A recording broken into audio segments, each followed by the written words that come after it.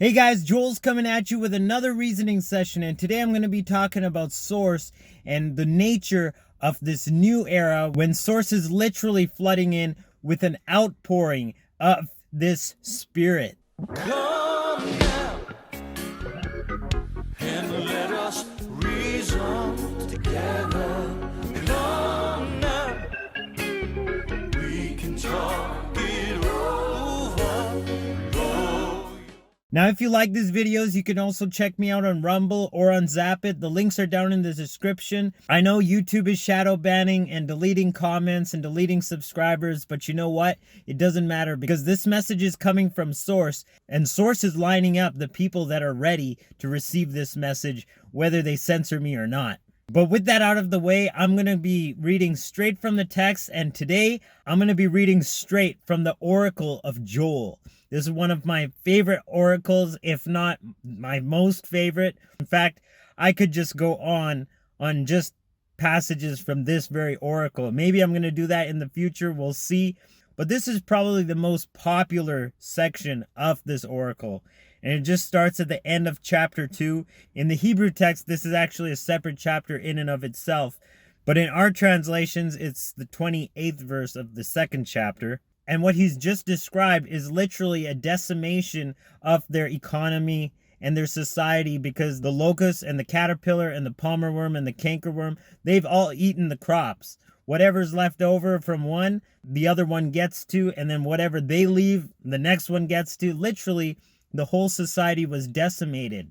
But he says that the solution to this is to call a fast, to really seek Source, and to rend your heart. Don't tear your clothes because you're in distress. Tear your heart and let Source in.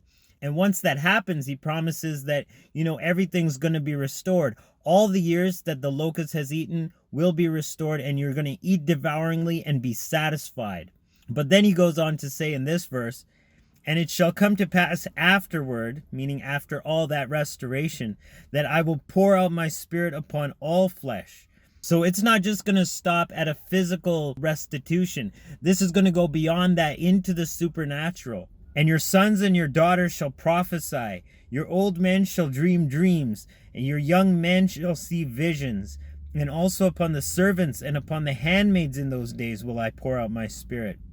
So literally no one will be left out of this picture. Not just the adults, but the children, and not just them who are members of that family, but also the servants and the maidservants, the people that you think are really low on the social scale.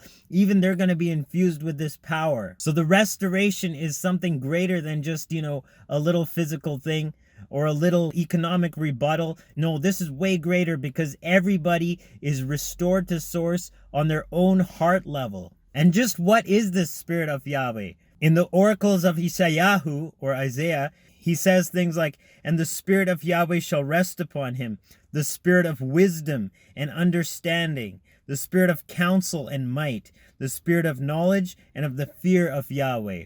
So this is a spirit of blossoming awareness where we're in tune and we understand and we have wisdom into all these hidden things of the nature of Source. In the 61st chapter of Isha, he says, the spirit of the Lord Yahweh is upon me, because Yahweh has anointed me to preach good tidings unto the meek. So that's a spirit of spreading good news.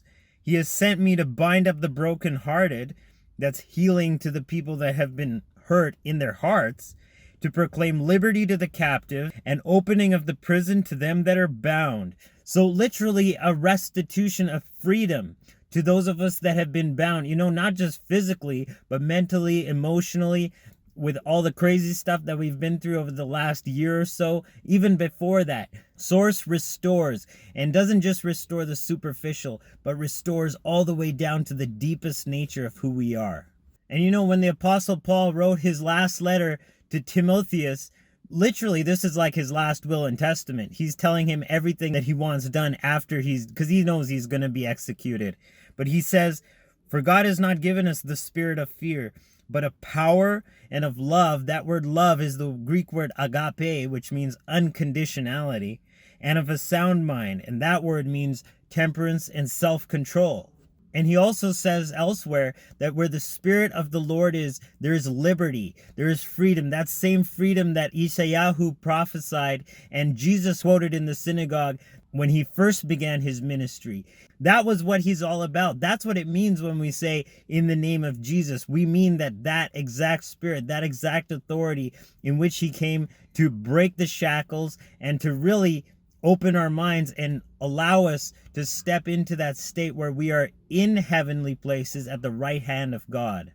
So that's what's happening with society now. I know it looks bleak, but it's just the light exposing all the darkness that has been going on for all this time. The cockroaches are scurrying and they have nowhere to hide. And we're literally going to see this thing explode very shortly. I'm not exaggerating because the time is really drawing to a close. And once we turn the page, we better have had done our work because we're going to be the ones writing history from that point on. So I hope you're on the leading edge. I hope you've already tapped in and done a lot of this work.